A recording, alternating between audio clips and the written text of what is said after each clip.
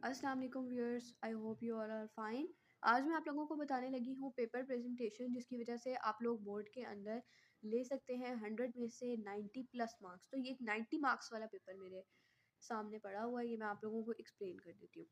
सबसे पहले यहाँ पर सब्जेक्टिव टाइप को बहुत प्यारा सा लिखा गया है।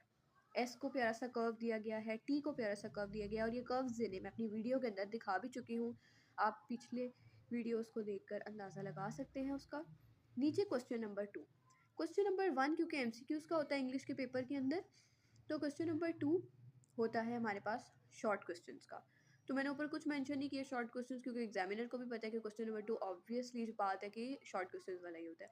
इसको मैंने ब्लैक से लिखा है ताकि थोड़ी सी वैरायटी आ जाए। एक साइड पे मैंने मार्जिन लाइन ड्रॉ की है और दूसरी साइड को मैंने ऐसे ही छोड़ दिया है। अब जैसे मेरे पास क्वेश्चन नंबर 9 मुझे पहले आता था, तो फिर वो वाला पेपर किया।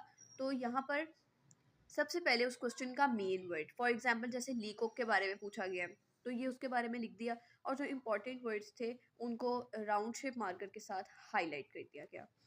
नेक्स्ट मैं आपको दिखाती हूँ, ये अगली साइड है। तो इस अगली साइड में भी आप लोग देख सकते हैं जो कि इम्पोर्टेंट वर्ड्स थे, मैंने उनको राउंड शेप मार्कर के साथ लिखा है, और जो क्वेश्चन का कीवर्ड था उसको फिर मैंने 604 के साथ ही हाईलाइट कर दिया।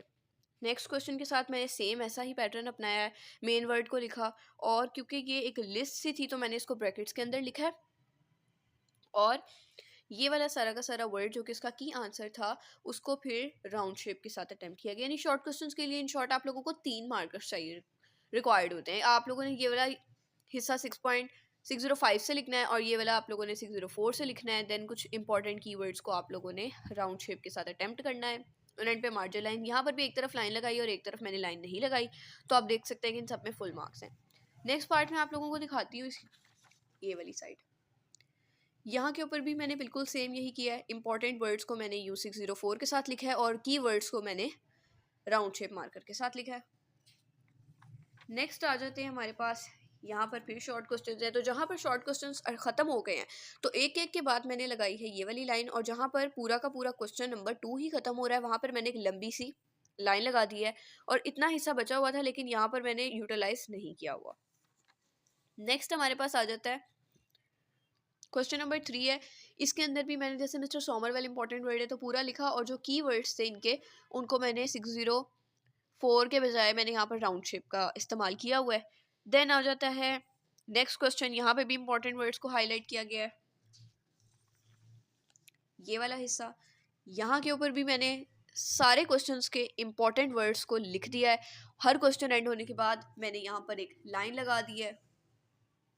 यहाँ पर भी मैंने सेम ऐसे किया, जैसे फॉर एग्जांपल एल्गोलिया और एंसेला का डिफरेंस था तो मैंने इसे ऊपर नीचे लिखा है। इसमें आपने सेंटर में लाइन लगा के बिल्कुल भी डिफरेंस को इंग्लिश क्वेश्चन पेपर्स के अंदर अटेम्प्ट नहीं करना, क्योंकि ये एक गलत तरीका होता है। इन दोनों का डिफरेंस लिखना था तो उसमें से मैंने कीवर्ड को यहाँ पर हाईलाइट कर दिया और यहाँ पर कीवर्ड को मैंने हाईलाइट कर दिया। लाइन लगाकर बिल्कुल नहीं लिखना, मैं दोबारा रिपीट कर रही हूँ, ये गलत तरीका होता है। इंग्लिश के पेपर में लाइन लगाकर काम नहीं किया जाता। ये क्वेश्चन नंबर 4 है, इसके अंदर भी मैंने सेम यही तरीका अपनाया है। यहाँ पर छोटी लाइन लगा ली, उसके बाद ये मैंने इंपॉर्टेंट वर्ड्स को हाईलाइट कर लिया, और उसके बाद ये इंपॉर्टेंट वर्ड्स को मैंने राउंड शेप मार्कर के साथ हाईलाइट कर लिया,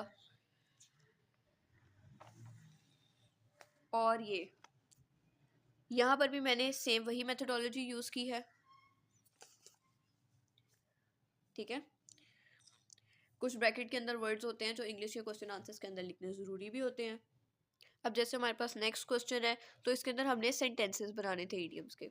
तो ऐसा नहीं किया जैसे वर्ड लिखा, वर्ड लिखने के बाद आगे नेक्स्ट, इसके आगे से सेंटेंस लिखना स्टार्ट नहीं किया, उसके नीचे से स्टार्ट किया गया, फिर एक लाइन छोड़ दी गई लाइन के लिए, और ऊपर 1 2 के बाद 3 नहीं है, क्योंकि जो क्वेश्चन पेपर पे आपके नंबर लिखा जाएगा एक ईडीएम के साथ आप लोगों ने वही लिखना है। आप लोगों ने ये वाला काम खुद से नहीं करना कि यहाँ पर 3 आना चाहिए, यहाँ 4 आना चाहिए, यहाँ 5 आना चाहिए, तो ऐसे आप लोगों ने नहीं करना, फिर ही आप लोगों को इसके अंदर फुल मार्क्स मिलेंगे। नेक्स्ट क्वेश्चन हमारे पास जो आता है वो आता है हमारे पास ऐसे वाला। ऐसे वाला क्वेश्चन आता है तो ऐसे वाले क्वेश्चन के अंदर ऊपर आप लोगों ने एक पैराग्राफ लिखना है। हाँ, एक बात जो कि इम्पॉर्टेंट है वो तो ये है कि ऐसे लिखते वक्त आप लोगों ने कभी भी ऐसे का स्टार्ट जो है वो किसी जिसको कहते हैं कोटेशन वगैरह के साथ आप लोगों ने स्टार्ट नहीं करना। आप पेपर के मिड में ज़रूर यूज़ कर सकते हैं। और ये देखें, मिड में यूज़ करें, इंपॉर्टेंट वर्ड्स को हाईलाइट करें, बट कोशिश करें कि आप उससे स्टार्ट मत लें। और ये यहाँ पर भी इंपॉर्टेंट वर्ड्स को आप लोग हाईलाइट करें।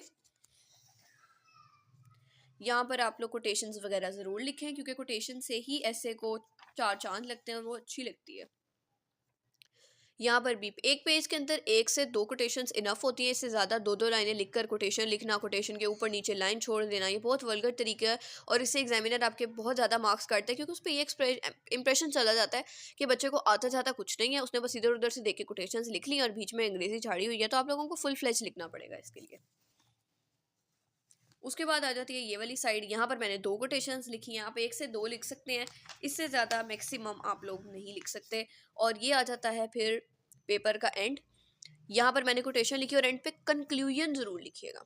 कोई भी ऐसे आप लोगों को आए, आइदर वो हो इलामा इकबाल का हो, इलामा इकबाल का ऐसे हो, या फिर वो कोई हॉबी का ऐसे हो, कोई बुक का ऐसे हो, किसी भी चीज़ का ऐसे हो। जैसे यहाँ पे तो मैंने हॉबी के तौर पे बुक रीडिंग को कह दिया था ना कि वो मेरी हॉबी है। आप लोग गार्डनिंग भी लिख सकते हैं, आप लोग जो मर्जी लिखें, लेकिन सही होना चाहिए। एक एक लफ्ज़ जो है वो वैसा होना ज़रूरी नहीं होता। आप लोग बीच में खुद से भी अगर आप लोग कुछ ऐड सब्ट्रैक्ट कर सकते हैं, लेकिन बेहतर यही होता है कि आपने कहीं ना कहीं जो है वो अच्छा मटेरियल याद किया हो। अगर आप एवरेज ऐसे लिखेंगे, आप लोगों को टॉपर वाले मार्क्स नहीं मिलेंगे। और अगर आप टॉपर वाले ऐसे लिखेंगे तो ऐसा हो ही नहीं सकता कि एग्जामिनर उसको रीड ना करे। एग्जामिनर डेफिनेटली आप लोगों का पेपर रीड करता है, इसीलिए सिर्फ प्रेजेंटेशन पर फोकस मत करें, कुछ याद भी कर लें, मेहनत भी कर लें। कुछ बुक्स, ज़्यादातर मैं आप लोगों को बुक्स की रिकमेंडेशन पर भी वीडियो बनाऊंगी, लेकिन मैं आप लोगों को बता दूं कि इंग्लिश के लिए अगर आप मैट्रिक लेवल में हैं तो आप लोगों को बेहतर होगा कि आप लोग अजीम ग्रामर यूज़ करें, आप लोग सनशाइन यूज़ करें, आप लोग यूनिक नोट्स यूज़ करें, आप कोई भी बुक यूज़ करें। आप लोगों को उसको अच्छे तरीके से प्रिपेयर करना पड़ेगा। अगर आप वर्ड टू वर्ड नहीं कर सकते तो कम से कम 80% 70% आप लोगों का बुक वाला ही होना चाहिए, वरना एग्जामिनर आपको बिल्कुल मार्क्स नहीं देगा। क्योंकि इस एज के अंदर बच्चों को 9-10 क्लास के अंदर स्पेशली इंग्लिश इतनी अच्छी नहीं होती। खुद से लिखने वाले उन बच्चों को लगता है कि हमने बिल्कुल ठीक इंग्लिश लिखी है, लेकिन एग्जामिनर को वो ठीक नहीं लग रही होती, क्योंकि एग्जामिनर जो होते हैं वो एमफिल उन्होंने किया होता है। वो हमारी तरह 9-10 क्लास वाले स्टूडेंट्स नहीं होते जिनको नहीं पता चलती गलतियाँ, वो देख कर बता देते हैं कि गलती है या नहीं है। तो आप लोगों ने मेरी वीडियो को लाइक और सब्सक्राइब ज़रूर करना है। पसंद आए ना भी पसंद आए तब भी लाइक और सब्सक्राइब तो आपने करना ही है। Thank you.